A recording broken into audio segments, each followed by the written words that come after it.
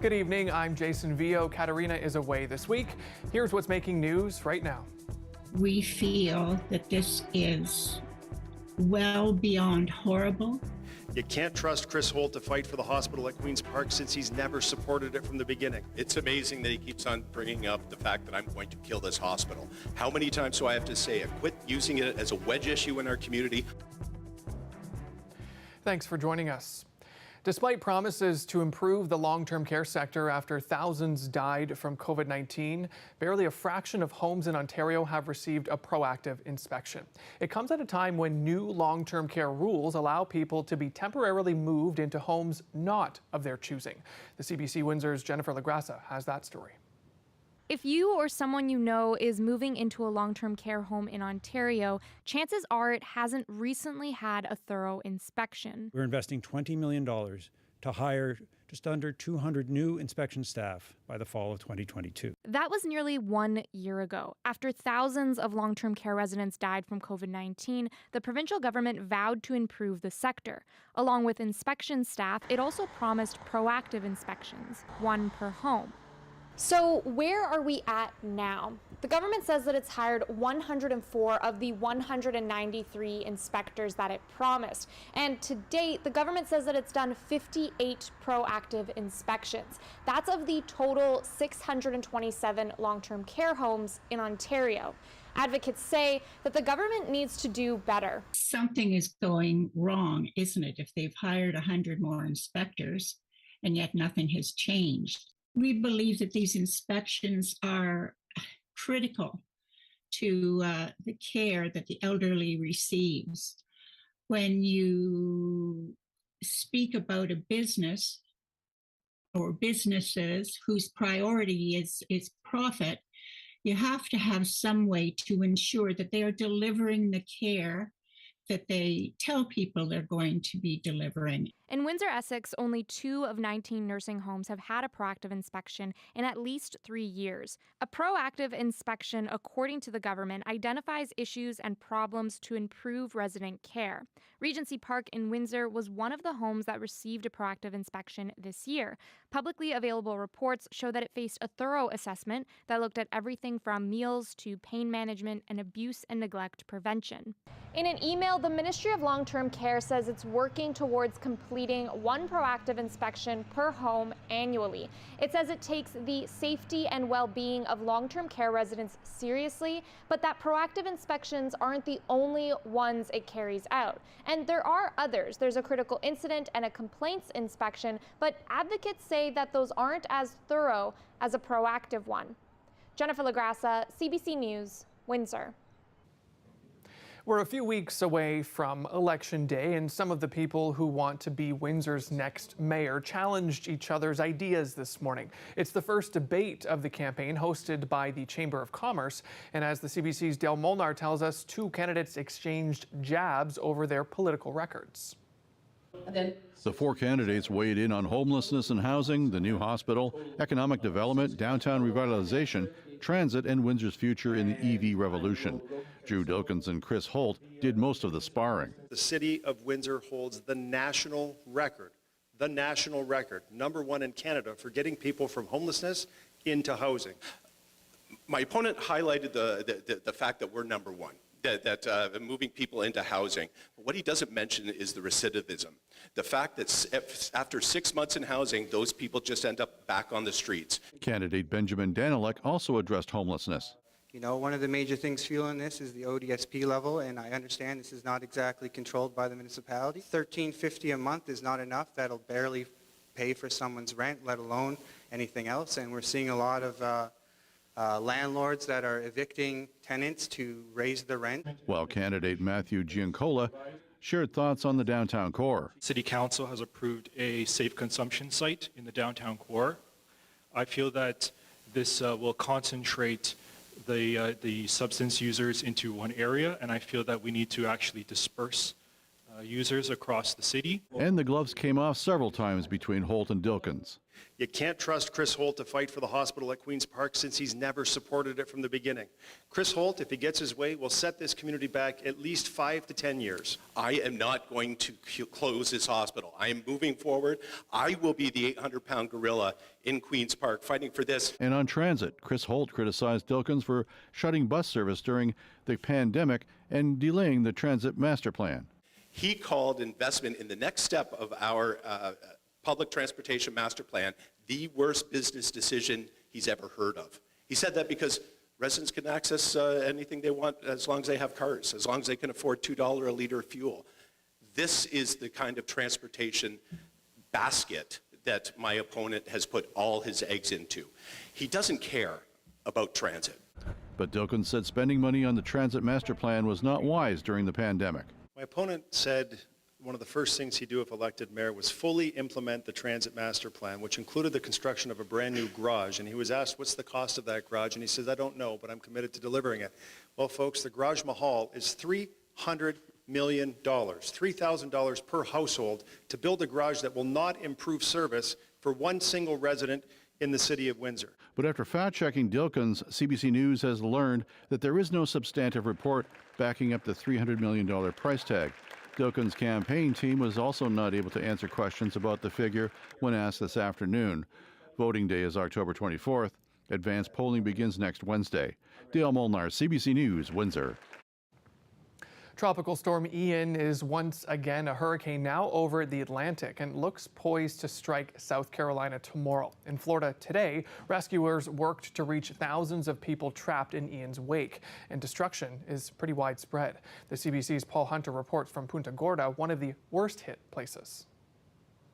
Yeah, just to give you a sense of the power of the storm here in Punta Gorda last night, this is a palm tree, and it was snapped at its base. The winds here were that strong. I want to give you a little bit of a tour of this part of Punta Gorda, which last night was under the eye of the hurricane. Literally, it was swirling around up there, and the result is this place is a mess. I don't know if you can see down here, the tops of all the palm trees are gone. You see another downed palm tree over there. We've seen wrought iron light standards also snapped, bent in half. Power lines are down all over the place, sometimes brought down by trees, sometimes blown down. You got power crews in already trying to bring power back to this place. 20,000 people live here. It is without power right now. We've got people coming. Jason, let's get this way. It's a mess. People here anticipate it could be weeks before things get anywhere back to normal. The interesting thing is that people have been telling me the expectation when they fled last night was that surge that we hear so much about. The expectation for Punta Gorda was up to 2-3 meters worth. Didn't happen. What came was the wind, and the result is this. So it could have been a lot worse, people are telling me. They expected their entire first floors to be wiped out by water, but they survived that much. But again, the cleanup begins now as well in light of things like this. Written on the boarded up window, looters will be shot. Because of course that's another fear. There are a number of curfews in places in Florida right now because of fears of that, while people deal with the mess that Ian left behind. Paul Hunter, CBC News, Punta Gorda, Florida. And we connected with Cindy Teemer shortly after the storm passed. Teemer is from Windsor, living in Florida. Her house is about a 10-minute drive from Fort Myers. Teemer says wind gusts were higher than 120 kilometers an hour. Have a listen to when the storm hit and how she describes the damage. I'm talking 6 or 7 hours of high winds, which caused a lot of damage. Thankfully, I got a new roof a year ago, but I did take some video of my neighbors across the street, and the wind was blowing right towards the front of their homes. A lot of the shingles are off of their roofs. Teemer says most of her area is still without power. She's also warning snowbirds who might be heading down early from Windsor that the area could be unrecognizable. Recovery work continues in Atlantic Canada in the wake of post-tropical cyclone Fiona. And Defense Minister Anita Anand says more than 700 armed forces personnel have joined that effort. Many armed forces members are working in their own communities, assisting friends and neighbors in need. I have heard countless stories of their efforts across the Atlantic provinces. One of the biggest tasks remains clearing debris. In Prince Edward Island, several roads have been closed because of damaged trees and fallen power lines. Residents are urged to avoid taking non-essential trips. Federal officials say about 180 small boat harbors were in the storm's path, and that more than half of them are reporting some form of damage. Work has also begun for the removal of vessels that sank or were grounded. The monsoon rains that triggered unprecedented floods in Pakistan may be over, but weeks after the worst of it, large areas of land remain waterlogged. The disaster has directly affected nearly 33 million people, half of them children. And as Margaret Evans reports, the crisis has moved to a new phase. Water is receding in some parts of Pakistan, but by no means all. Here in Sindh province, authorities expect that it could take 1 to 3 months for the water to really subside substantially. And what that means is you have large parts of the countryside still full of bodies of stagnant water, which leads to new concerns, fears about a rise in waterborne, mosquito-borne disease. We're in a town called Nawab Shah, which is in the center of Sindh province. It has a hospital, and we visited one of them run by an NGO called Childlife. The waiting room was full. Doctors at the hospital say they normally get 150 patients a day. They're now seeing 400. Problems with malnutrition, malaria, dengue fever. No food, no houses. They are came here, very critical situation. Of course, part of this depends on people actually being able to reach medical care. And one of the things that's happened with the flooding is that it's changed the geography of the place. So someone who might have lived in a village just on the outskirts of a major urban center like this one might now find themselves simply unable to make it to even the most rudimentary medical care. We spent time with UNICEF further north from here, near a town called Dadu, and district authorities who are sending doctors and nurses out by boat to reach some of these communities. They had to load up their drugs, malaria drugs. Vaccines had to be kept cold. It's a huge logistical challenge to people. Other problems looming on the horizon, of course, is people suffering in this flood. Many of them were already living very difficult lives, and they've lost their livelihoods. Cotton, wheat, a lot of farm crops gone, and that's raised fears about potential hunger problems down the road. This is a country where some 16% of the population was already dependent on food aid before the flood happened. Margaret Evans, CBC News, Nawab Shah. We're learning new details today in the scandal around alleged sexual assaults that are still plaguing Hockey Canada. A Fifth Estate investigation has turned up more than a dozen additional allegations of group sexual assaults by junior hockey players. That investigation is part of the Fifth Estate's season premiere, Anatomy of a Scandal, airing tonight. Here's Bob McEwen with a preview. A warning, though, this story contains graphic details some may find disturbing. Fresh from a celebration of their gold medal in 2018, some members of Canada's World Junior Championship hockey team found themselves in a London, Ontario bar. It's alleged that later that night at a nearby hotel, several players sexually assaulted a young, intoxicated woman. That allegation only came to light earlier this year after Hockey Canada quietly settled a lawsuit with the woman. London police, which originally declined to lay charges, have now reopened their investigation. And so has Hockey Canada, after fierce public pressure to explain what it knew and what action it took.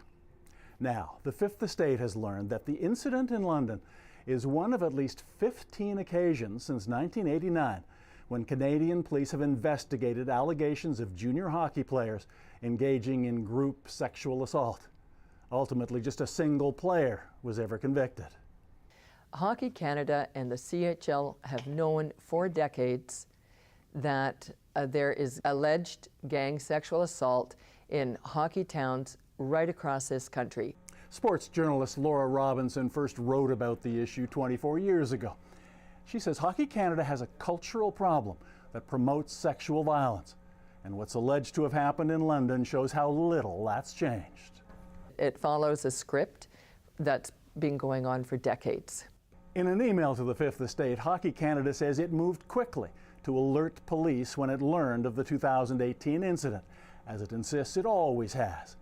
And it said the organization takes allegations of sexual assault very seriously. Bob McEwen, CBC News, Toronto. And the full report, Anatomy of a Scandal, airs tonight on CBC television on the Fifth Estate. And a quick note for people watching our show's live stream on our website, you might be noticing some periodic flashes of yesterday's show. We're aware of this, we're working on it, and so bear with us, but thank you for your patience. And tomorrow is the second National Day for Truth and Reconciliation. There was a moving event in New Brunswick to remember the survivors and victims of the residential school system. Elders in the Fredericton area invited school children to take part in a walk across a bridge yesterday. Many students turned out to honor children who would have been their age and much younger when they were taken from their families and sent away to residential schools. Organizers say the walk was designed to engage future leaders in reconciliation.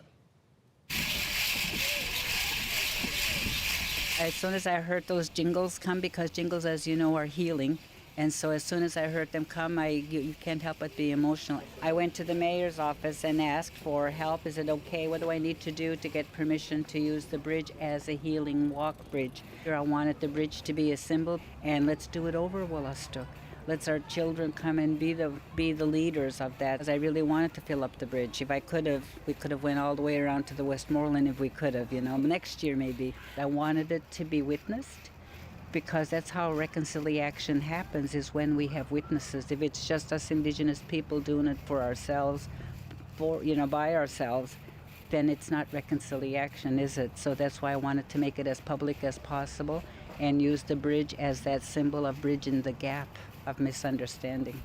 Creator, thank you for this beautiful opportunity to join the two sides of the river together as one. May this bridge be always a symbol of peace and friendship, unity within diversity. They put me in a residential school when I was 6 years old. They forced me from my family and all I've ever known. I cried out for my mama, but she could not hear me. I was 200 miles away in Shubenacadie.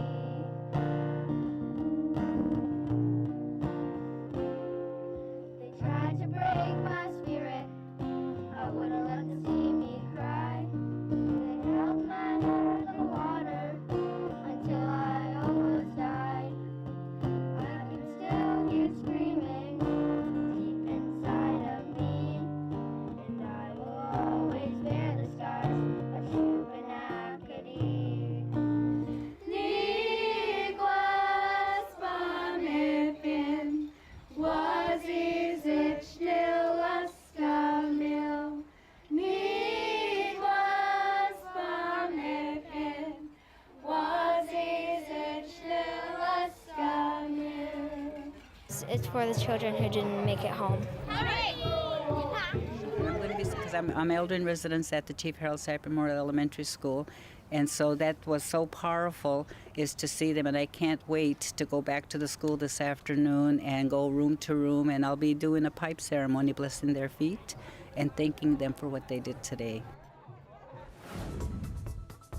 And we'll have coverage of local events for tomorrow, National Day for Truth and Reconciliation, throughout the day on the air and on our website and on CBC Windsor News at 6. Still to come here on CBC Windsor News, a lot of sunshine in the next several days.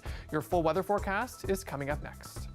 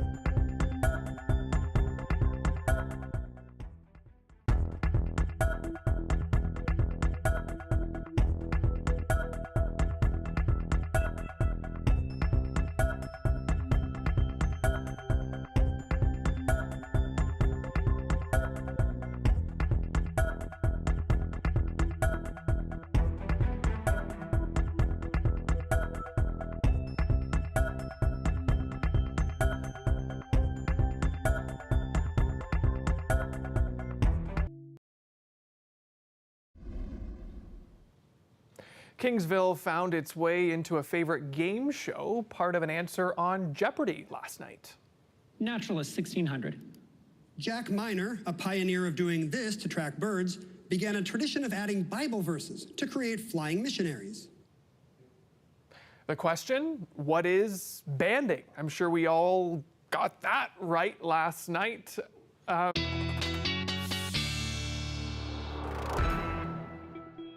Anyway, Dahlia, that was, you know, I don't have a lot. I've seen Jeopardy before. I don't watch Jeopardy very often, so I kind of understand how the game show works. Okay. So my question to you is, what is sunshine? It's this week in Windsor. Mostly. And southwestern Ontario, mostly, yeah. How much are we going for that one? We'll talk about that later. But yeah, lots of sunshine on the way. Some cloudy conditions here and there, and cooler nights ahead and some breezy days as well that are ahead. The normal high usually this time of year is 19 degrees, and today's high is 16. The normal low is 9, and today's low is exactly that 9. So we are sitting currently where we're supposed to be with those seasonal temperatures. Currently, it is 15 degrees in Windsor, a little cooler out in Goderich, and right about the same temperature almost in Chatham-Kent, 14 degrees. Now, we are seeing that high pressure system moving through, and that cold front that was moving through yesterday across New York, and clearly it's affected some parts of northern Ontario and some parts even closer to southern Ontario, so a little closer to Kitchener, London.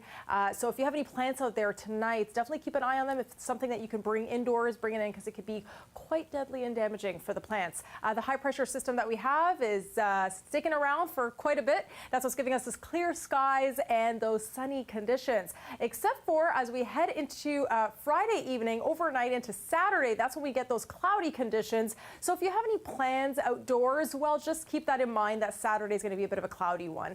Winds will be gusting in Windsor about 20 kilometers an hour tomorrow morning, and then it'll really pick up slowly into the rest of the evening and afternoon. We could see winds gusting and reaching up to 35 kilometers an hour as we head into Saturday. And Saturday is not only going to be a cloudy one, but a windy one as well. I mean, if you take a look at that, Windsor, we're going to see winds gusting up to 44 kilometers an hour. So quite a windy day and a gloomy one as well. Overnight tonight, though, temperatures will drop. In Windsor, 6 degrees, and all across southwestern Ontario, like we said, it's going to drop extensively, reaching close to the 0 degree mark. And then Friday, Saturday, Sunday, Monday, Tuesday, all sunny skies except for Saturday, the cloudy and windy day. So how much, Jason? That was a $20 question, Dahlia. 20? Okay. Yeah. I guess I'll have to come to Windsor for that one. Yeah, or I can transfer you. Yes, Either please. Way. Thank All you. right, there you go. Have a great one. You too. All right, still to come here on, CBC Windsor News, street art takes a turn toward potholes. That story is coming up next.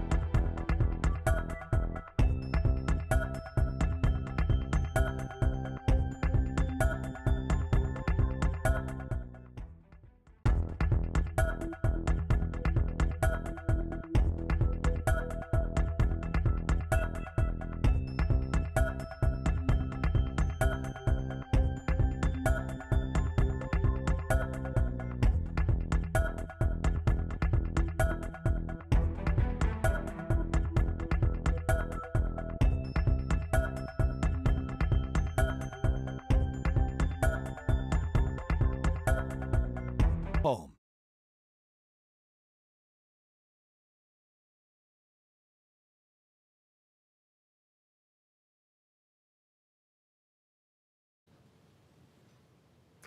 Welcome back. The Toronto Blue Jays have officially clinched a spot in the postseason today without even taking to the field. The team locked up a wild card spot when the Boston Red Sox defeated the Baltimore Orioles today 5-3. This comes one day after Yankees player Aaron Judge hit a historic home run. Sets and fires, and it's hit in the air, line drive, left field, and there it is. Aaron Judge has tied Roger Maris's American League record with his 61st home run on the season. And the Yankees Years since someone hit 61 home runs in the American League. Aaron Judge did it last night in Toronto. That's it for CBC Windsor News. Thank you so much for watching. Don't forget, for news anytime, head to our website, cbc.ca/Windsor. Have a good night.